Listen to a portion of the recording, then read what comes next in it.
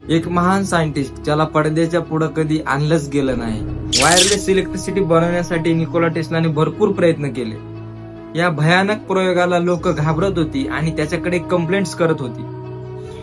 म्हणून निकोला टेस्लाने लोकांपासून दूर कोलोराडो या शहरामध्ये एक नवीन 180 फुटांचा टावर बांधला.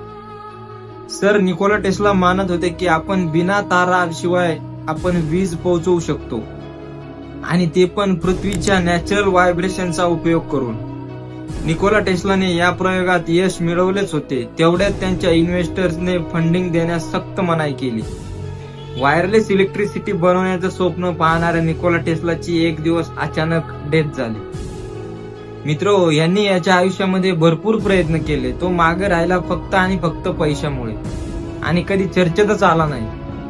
माहिती चांगली वाटली असेल तर लगेच शेअर करा तुमच्या मित्राला. आपण याची डेथ कशी झाली, कोणत्या कारणाने झाली, पार्ट 2 मध्ये पाहूया.